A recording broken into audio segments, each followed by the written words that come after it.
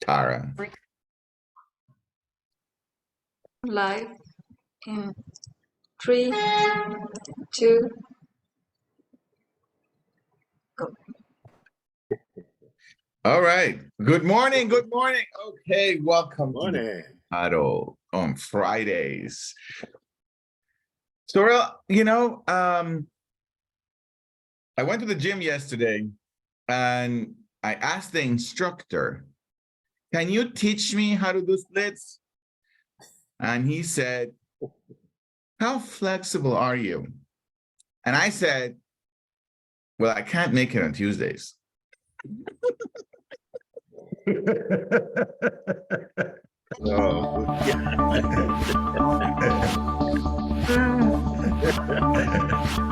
So terrible, so terrible. Sarah, you asked for it. You're next, Dan.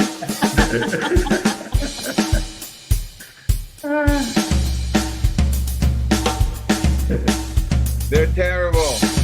They're terrible, they are. The more terrible, the better. They're terrible. They're terrible. I can't make it on Tuesdays. I'm not flexible at all. You guys want to hear this one? Yes, it's all yours. What did Jonah's family say when he told them about what happened before reaching Nineveh? Wait, I have to get it. What did the Jonas family say? When he told them what happened before he reached Nineveh. Before he reached where? Nineveh. You know, he was in the whale's mouth and he was supposed to be on his way to Nineveh and he didn't go. And that's why this whale caught him, because he was disobeying God. Yeah. God told him to go to Nineveh. He didn't go. And the whale swallowed him up. Okay, got it. Okay. So what did Jonah's family say when he told them what happened before reaching Nineveh? Because he finally went to Nineveh. Oh, what did he say? They sounds fishy.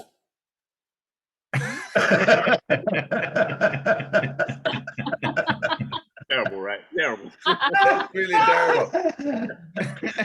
Oh man, it's awesome when we double down. It's like Liz, do it again. Do it again. The drums save us from the terrible joke. Good morning. Good morning. Good morning. Thank you, everybody. Thank you for being here. Rashida, CC, Virtue, Stan, Tara, Saurel, Liz, and all of you who join us on Facebook. Good morning. Thank you for being here. Thank you for opening your calendar. We like to say here that it is not a small thing that you're here. It truly is not a small thing you're here. And it is not a small thing you woke up this morning. Thank you. I have to say, if I could cover the sun with one finger, I would say that if I could give any credit to the possibility that my life is because of the people that show up at the Daily Huddle. Thank you for being here. Thank you. So today we have a phenomenal conversation, and our guests finally have been after this guy for about 4 months now. Finally, our guest is our beloved and mentor of my friend of mine, Mr. Saurel Quettan. Good morning, Saurel. Oh man, it's hard to be a guest when I'm here every day, almost. You're here every day, but every I time am here this morning, and looking forward to creating a conversation with you. I can't, Gio. Are you going to be my guest? I can, Gio. You're here every day, but not as a guest. Thank you for being here as a guest, Saurel. Thank you for being here as a guest. Today's conversation is going to be about 4 things that most small business owners neglect that have the biggest impact on employee performance. 4 things that most small business owners neglect that have the biggest impact on developing talent with people, on the performance of people. So if you're interested in developing talent and having a team thriving, today's conversation is for you. Now, before we go to that, we're going to anchor ourselves with 3 questions that give you the opportunity to create the life you love. And the first question goes to Tara. Tara, where are you? Oh, good morning. I am right here and only right here, exactly where I want to be. I am right here and only right here. Peter James, good morning, sir. Good morning. Good morning, all. What time is it? The time is NOW, now. I am here and the time is now. Miss Stan the Man, last sir, question yes, for sir. you, and it Yes, comes sir. in two. How are you? And who are you going to hug today? Wow. I am focused. I'm focused. I'm gonna hug my mom today. Because I You am are, as I say I am. Yes. yes, you get to say. Really, you get to say. Your emotions will follow your words at some point. They always do.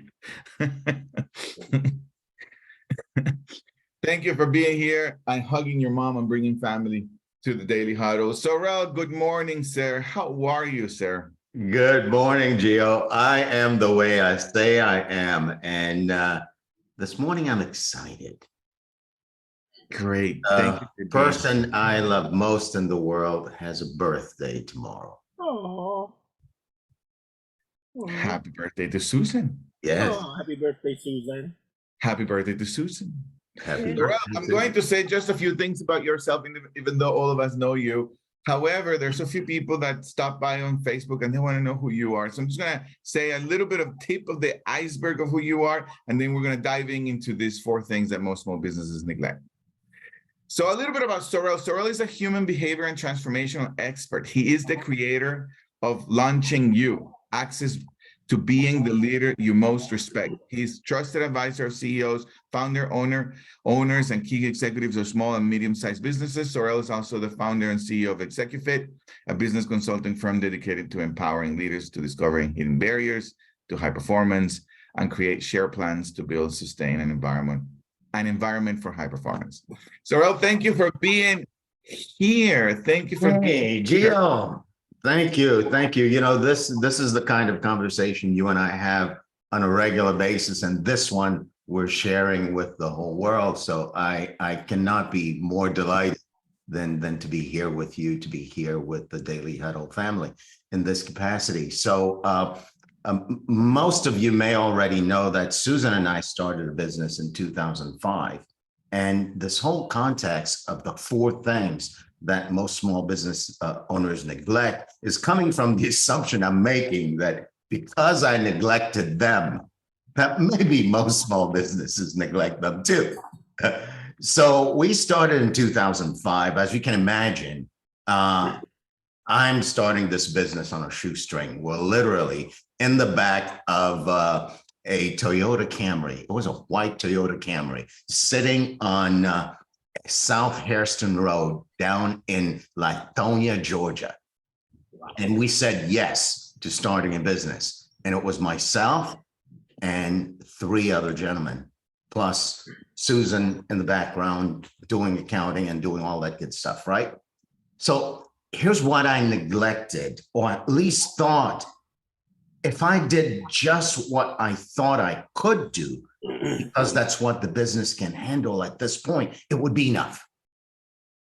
But across time, I discovered it's not enough. There is more that I could do that I didn't do. So I'm coming to you this morning to suggest that when small businesses start, business owners think that the salary that the business dictates money-wise that they can pay is enough.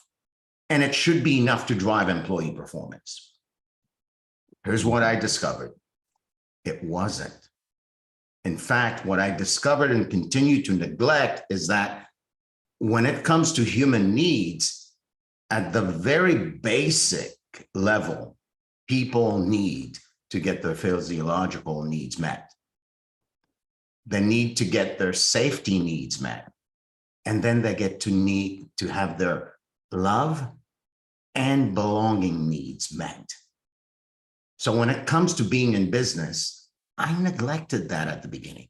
I thought if I paid you and you were doing your job, if I paid you and I thought I was paying you a fair salary, it was your job to now generate performance for me because I'm paying you. When in fact, unless as a business owner, I actually have my attention on and actually take care of that first before the business. I'm not talking about ruining the business, driving it into the ground, but I'm talking about actually looking for myself and going, okay, if I'm going to take care of all the physiological needs of my employees as a business, all of their needs for safety as a business, and all of their needs for love, being loved and belonging so that they may perform, I have to look at it differently. It's not just a salary. So I had to go to work.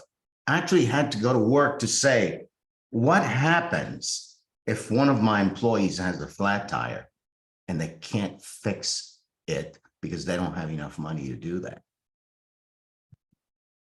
At first, when I looked, I said, well, gosh, you know, that's their car. That's their tire. They need to fix it. And then I had to look at safety needs. If they live in an area of town where they're constantly worried about their own physical safety, how does that impact their performance? So it's a whole bunch of things that as a business owner, I first said was the employee's job, that I discovered is really the corporation's job, my job as the business owner. So when it comes to my physiological needs, your physiological needs, when it comes to the needs to feel safe and the needs to love and belong, I have an obligation as a corporation to take care of those needs before I can say, now go perform. So I've said what those 4 things are. Now, here's my take on why they impact performance, Gio. Saurel, before you say why they impact performance, could you number them? Because I got lost in 2. So the first one is when I was in school, I got connected to this triangle called Maslow's hierarchy of needs. Yes. And at the very bottom of the pyramid are the physiological needs of human beings. Yes. Those are the needs for me to eat, sleep, and be safe. Mm-hmm. Second are my safety needs, the needs for me to know that I can go outside of my home and be in a safe environment. I'm not going to get shot. I'm not going to get run over by a car. I'm not going to get mugged. Mm-hmm. And right above that is the need for me to feel loved and to belong. Mm-hmm. Love and belonging are 3 and 4. So physiological needs, safety needs, loving, being loved, and feeling like I belong. So what I'm hearing you're saying, right, is that something to consider, right, as a small business owner, as a medium-sized business owner, is that I provide a paycheck. And whatever you do with the paycheck is your business, right? You're the employee of this company. Whatever you do with the paycheck is your business. Your needs for where you eat, how you sleep, it's your business, right? Your safety, where you're living and how you live, your business.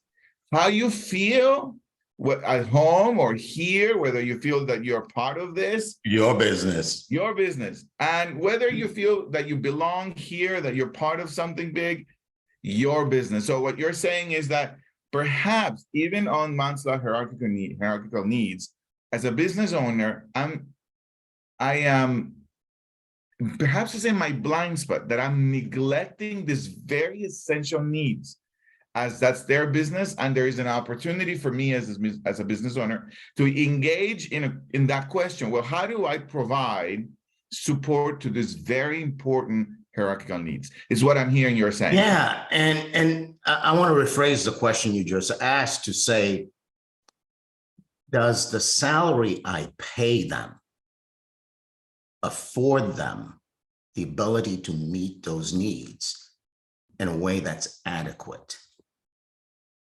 Can they actually eat as a family? Can they actually have a car for transportation? Or do they have to take the bus and ride for 2 hours before they get to work? Work starts at 8, so they have to get up at 5 a.m. Can they do that? So it's not like I am physically attending to those needs for them.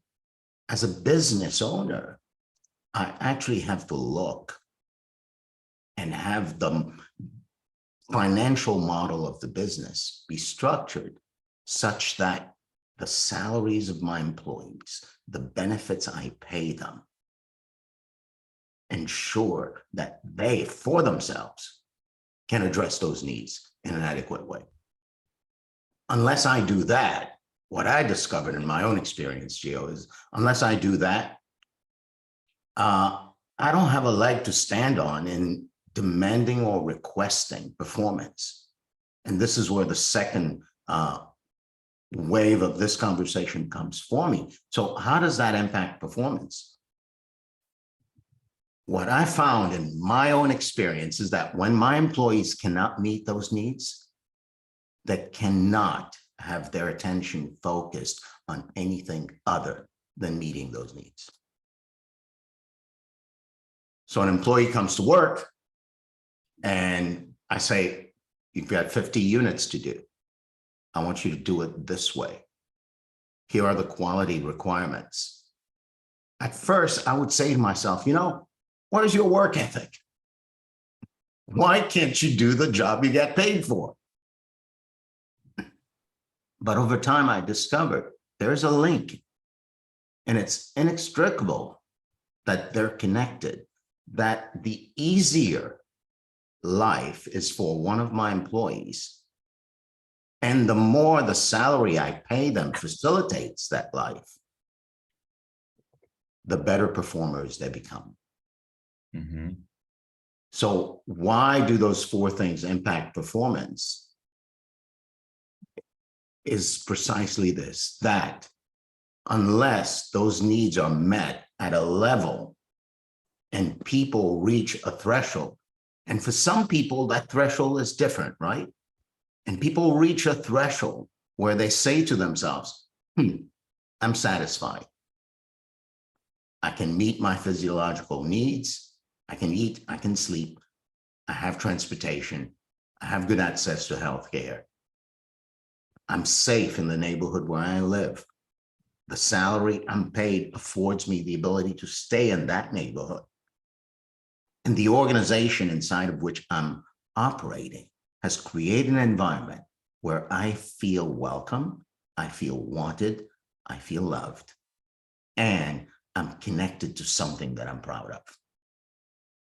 I say that's my job as a business owner. And until I create a level in the employees' compensation where they're satisfied, I'm always battling to get good performance while sticking to my guns that what I'm paying them is enough and that they should just do their darn job. Yeah. Saurel, one of the things I hear, and I think there's the aspect of the basic needs, right? Eat, sleep, roof over the table, that in many ways business owners will think, well, I'm already providing that. The salary is providing that. Mm-hmm. But one of the things I hear in this conversation that you're saying is, it's not only that. There is the kind of there's the kind of way of being interested as a business owner, that being very interested in the employees' lifestyle, if you will, where there is education on what the safety looks like. How Yeah. do you actually provide more safety for yourself? Yeah. There is being interested in the employees' way of feeling inside of a company, where I actually feel that I belong here, not that I'm getting paid, that I'm a number.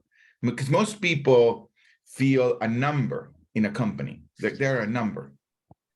And they're there to fulfill a position. And I don't know if you remember when you were an employee, there was always this fear, I can be changed anytime. I can be, replaced anytime. And a manager would say, everybody can be replaced here.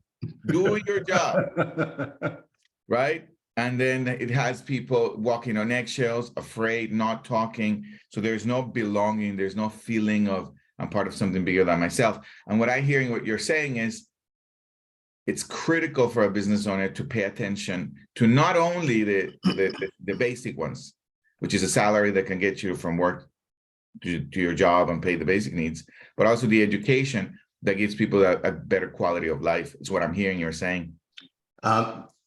It's that, Gio, and it's also what Susan and I discovered at QM3 is that until we started paying attention to that, the employees were just that. They were just numbers. And you know what? Conversely, they treated us and they treated the company as just a place they work. Yeah, a place where I pay my bills. Yeah. Where I get a better No, job. not just a place where they pay their bills. It's a place where I struggle to pay my bills. I struggle to pay my bills. Yeah. So now here's the kicker. As I was Sorry, thinking about. So as you're going to unfold the thought, just want everybody to know, go ahead and raise your hand. If you have a question or a comment, feel free to raise your hand. Go ahead, Saurel. So just to put a comma or maybe a semicolon on the conversation, because we're still unfolding it, is that when those 4 things aren't adequately taken care of, and as an employer, I don't make it my business to make sure that my employees can do that, what emerges in the environment that is my company is a default environment. A default environment, and you mentioned it earlier, it's in the blind spot, right? It's a default environment given by scarcity, individualism, where all the speaking, all the talking, all the listening, and all the acting is all in order to survive, win, and avoid losing at all costs. Yes, That's what employees are doing. That's what I'm doing. It becomes, I don't like to use this word, but a fear-based environment or toxic environment. I don't know. Yeah. One of those. So let's open it up. Thank you, Saurel. This was phenomenal. Rashid, I see your hand is up. Thank you. Go ahead and unmute yourself. Good morning, Daily Huddle. Oh my goodness, Chuck. It's amazing how you hop in this topic this morning. Yesterday, I have a business meeting. First time with they are my business partners. And one of the things that I am purchasing a building, but I needed partnership. So eventually they came in and we work out everything. But the building come with a four bedroom little house. I would say 7 miles from the building. And it's in the contract. And I was telling my business partner, he said, oh, what you doing with the small house? I said, oh, the small house is for my employees. And they say, oh, my employees, I have 8 girls. I have two gentlemen, and the rest of the 6 is ladies. And he says, what? I said, yes, I'm going to host them. He said, they look at me like I have like 10 heads. 10 heads. I was like, why? And I said, listen, those people don't work for me, they work with me. And Saurel, you gave the points, clear points. Well taken, because that's how I feel about each one of those individuals that work with me, not for me. And my business partner them says, where you come from? How did you came up with such idea? I say, what I want for myself is what I'm going to do for someone else. So Saurel, the points that you make this morning is the point that is the principle that I work with my employees. And trust me, when new girls them come into the group, I don't train them. They same one train each other's. As a matter of fact, I have 2 young ladies that I send and pay, and I don't meet them yet.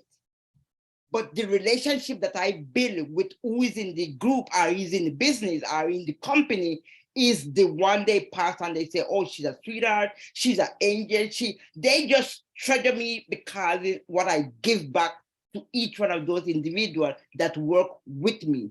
Thank you so much, Saurel. Thank you very much for the point this morning. Rashida, thank you for creating family in your business. Many of you may be solopreneurs, and you might be thinking, maybe this conversation is not for me. What I'm discovering is the same way you care about the employees. Sometimes as a solopreneur in my business, I don't care for myself that way. So the absence or the lack of these 4 things being present at an optimum level impact my performance as an individual. So as a solopreneur, I ask you to look, are you taking care of you? Your physiological needs, your safety needs, your love and belonging needs, are they being met at the level where it frees up your brain to do the real work of growing your business? What I'm discovering is unless your brain is freed up, it automatically stays in the default environment. I'm going to survive. I'm going to thrive. I'm going to work real hard to win and avoid losing. Thank you, Saurel. Thank you. Lela, go ahead. Good morning, and I'll be very quick. What happened to me? And Saurel sort of threw me off when he said that about solopreneur, because basically that's what I am. But let me get to my main point. I had worked 35 years and for other people. And the last 20 years, the company I worked for really cared about me. But I left them because I had to travel so much and I was tired of the travel. So I came home full time. And because of these things that you all have talked about, the way your employers make you feel and all those things, when I came back home full time, I knew that I wasn't going to work anybody else's job, that I was going to work for myself. And I didn't know at first what I was going to do. And I had to jump through some hoops to learn how to be successful in my business. But now getting to what Saurel just said, I had what my sister calls a self-care deficit, and I didn't realize it. It was just work all of the time, early in the morning, late at night, and all of that. But I have finally learned that I have to love myself and take care of myself as I wanted my employers to be concerned and care about me. With that, I'm complete. Thank you. Thank you, Lela. Thank you very much, Lela. Yes, and we have a comment, Saurel, from Ronald Bertrand. Monsieur Bertrand, yes.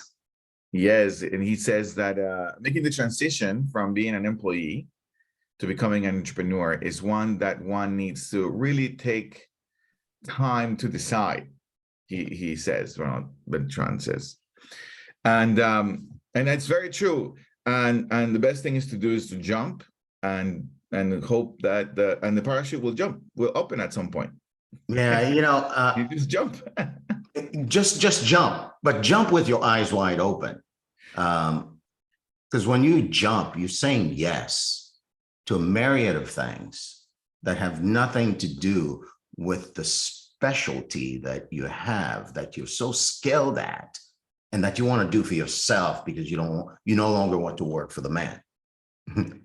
The minute you jump, you become the man. And being the owner of a business, whether you're a solopreneur or running a business of 200 people, comes with the responsibility of designing the business such that the business takes care of those needs.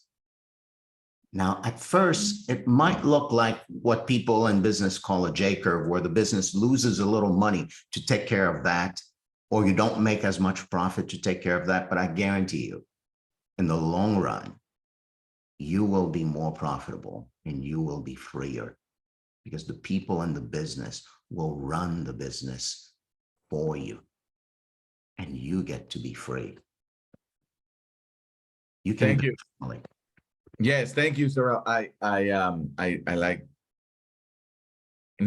Saurel, I think that no planning, no amount of planning will give you a sense of how much one needs to reinvent yourself for the possibility of growing a business or taking something on your own. And it won't happen until you jump. And so you got to jump. And I don't know any successful person that didn't jump and didn't go really low for a while. So you got to jump for a little bit of while. Thank you, Saurel. Today was a phenomenal conversation, Saurel. It's 2 minutes after the half hour, Saurel. Any last thoughts you want to say? I'm delighted I jumped. So I recommend, if you're considering jumping and you're sitting on the edge or you sit on the fence, jump. And when you jump, engage in the work of looking at how you provide those 4 needs for yourself and for the people who work with you, whether they're your employees, your clients, or your vendors. And your business will thrive beyond your wildest dream. Thank you. Thank you. Thank you, Saurel. Thank you all for being here, for stopping by. We love you. We adore you. Thank you for making the Daily Huddle a place where you start your day, because we say here the way you start your day gives you the rest of your life. And we're going to end today with our 8 tenets, 7 from Patty Dabrowski and 1 for Dr. Monica Ogando. And the first one is love. Love always, always love. Stress less. There's only one life. This is it. There's no coming back. Stress less. Chill. Laugh. Crazy laughs. You know, stretch your cheeks. It really helps with all of it. Being sexy, wrinkles, your brain, all of it. Eat more plant-based. Get closer to the trees, hug the trees, eat more plant-based, sleep more, sleep at least 7 hours. I say 6, or else says 8, at least 7, sleep. If you can't sleep, read a book. Don't do anything other than picking up a book and start reading. Your brain will say, okay, I'm gonna go to sleep. Read a book, sleep. Move every day. Move 10 minutes in the morning before you start your day, 10 minutes after lunch. Move every day. And always remember this: check yourself before you wreck yourself. Check your assumptions before you wreck yourself. I love you. Saurel loves you more. Have a phenomenal weekend. We'll see you Monday with Money Matters. Bye-bye. Thank you, Saurel. Love you guys. That was awesome. Thank you, Yeah. everyone. I love you all. Bye. Have a good weekend, everyone.